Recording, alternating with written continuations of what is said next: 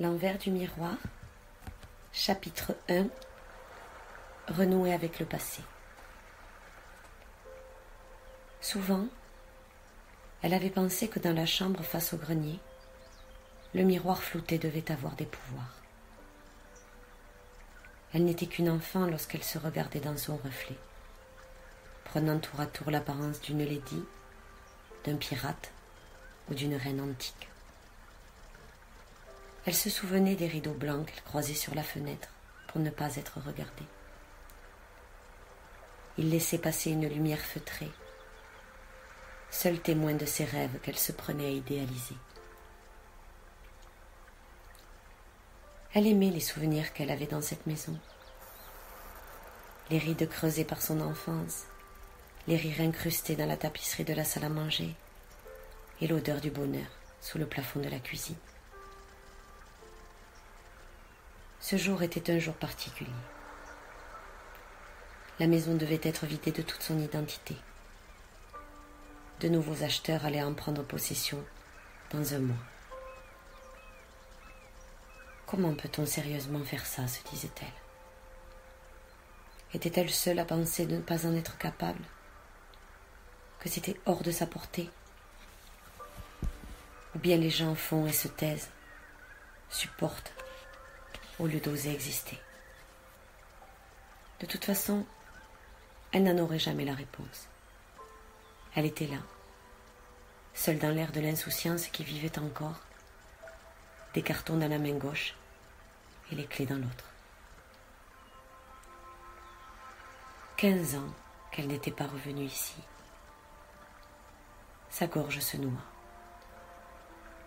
La clé qui tournait à présent dans la serrure venait de faire céder le verrou. La porte s'ouvrit sur le silence de l'immobile. Elle resta là un instant sur le seuil, ne pouvant se résoudre à le franchir. Elle pensait qu'elle devrait confier cette tâche à son frère, qu'ainsi ce serait réglé. Encore aurait-il fallu en avoir un. Elle fit 2 pas dans l'entrée poussiéreuse, suspendue dans un temps qui n'existait plus. Son regard s'aimanta sur une photo de famille posée sur la console devant elle. C'était cette grand-mère qu'elle n'avait jamais connue, et son père à côté d'elle, encore tout petit. En remontant le couloir, elle reconnut le fauteuil Emmanuel, emblème de sensualité de cette époque révolue, où la femme prenait éveil sans subir encore la perversité de l'obscène. Elle pénétra dans la cuisine avec l'envie d'un café silencieux avant de commencer son chantier. Ouvrir la fenêtre, laisser entrer la lumière et l'air frais, nécessaire à retrouver des idées claires. Elle espérait qu'il reste de la poudre dans la boîte en fer sur l'étagère où sa mère l'a posée. Un coup de nettoyage et le tour était joué. L'odeur suave des arômes était en train de se dissiper et d'embaumer toute la pièce. Rien n'avait changé. Le napperon blanc en dentelle au centre de la table était devenu gris et les fruits dans la coupe avaient eux pourri. Les bouquets de fleurs séchées suspendus servaient de nid aux araignées, tandis que le frigo ronflait encore la même note éraillée. Les chaises gravées au prénom de chacun lui firent ressentir le vide, comme au bord du précipice. Autrefois ici existait la vie, avant d'être remplacée par l'oubli. Elle déambula dans la pièce, l'air hagard, ne sachant pas par où elle allait commencer. L'escalier sous son regard lui lançait des appels muets. Elle devait monter, aller revoir son miroir. Le café continuait de s'écouler lorsqu'elle emprunta les larges marches en chêne qui craquaient sous son poids. Après quelques enjambées, son instinct lui rappela où poser ses pieds pour les faire grincer le moins possible, comme lorsqu'elle était petite fille. Tout était exactement à la même place. Le temps était passé sur les couleurs, ainsi que sur la sensation de chaleur d'un endroit qui vous paraît douillet. En face se trouvait la porte bleue, Elle ne l'avait pas ouverte depuis si longtemps.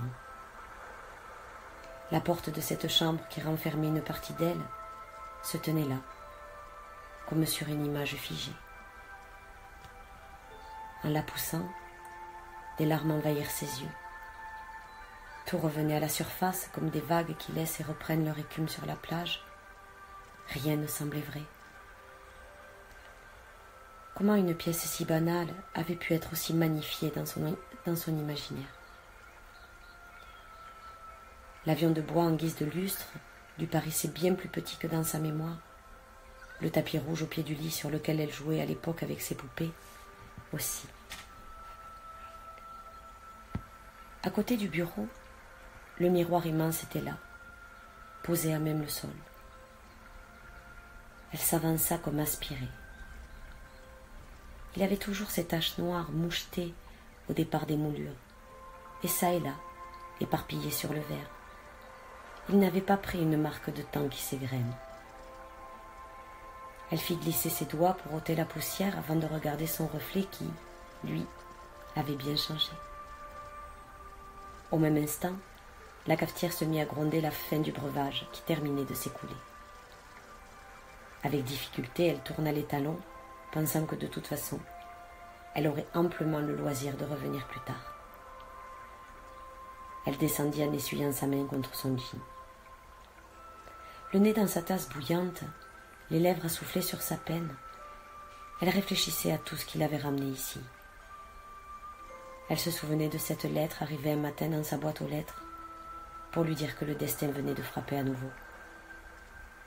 Surmonter soudain l'absence, le vide, et devoir en plus se déposséder, trier, ranger, donner, jeter. Trop de verbes pour détruire des liens qu'elle pensait à jamais sacrés. Le goutte à goutte du robinet de l'évier imitait les battements de son cœur.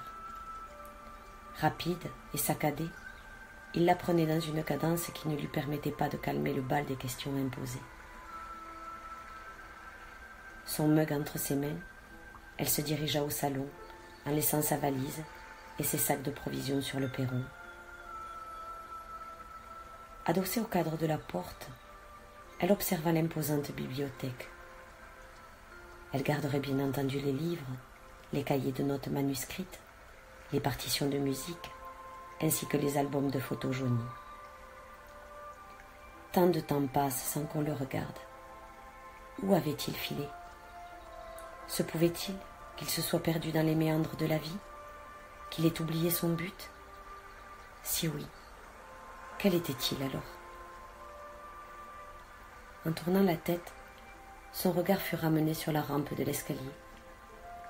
Elle se laissa conduire à l'étage par un besoin, comme un appel. Où pourrait-elle placer ce miroir immense? Il était hors de question qu'elle puisse s'en séparer. De près, il diffusait encore quelques effluves de bois de santal dont sa mère l'enduisait pour apporter de la brillance au bois et parfumer naturellement la pièce. Le flacon d'huile à moitié plein, posé sur la commode, en témoignait. Lui aussi était recouvert d'une épaisse couche de poussière. Elle prit un pas de recul pour mieux s'observer. Elle avait vieilli, c'est vrai, mais elle ne voyait pas du temps passé. Elle préférait regarder le temps vécu. Avec délicatesse, elle déposa sa main sur la paroi de la glace, comme pour ressentir ce qu'elle avait oublié. Sans doute recherchait-elle un instant d'éternité, un lien qui rappelle que les choses vont et viennent, et que c'est ainsi qu'il faut pouvoir les accepter.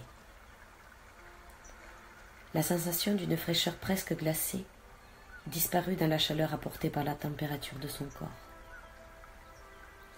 Les yeux fermés sur le présent pour revivre le passé, elle se laissa emporter par le moment. L'extrémité de son index s'enfonça doucement au travers du verre. Un autre monde existait bel et bien derrière son reflet. Elle savait pouvoir passer sa main pour renouer avec le temps. Mais il était trop tôt, à moins qu'il ne soit déjà trop tard. Sans trembler, elle rompit le contact.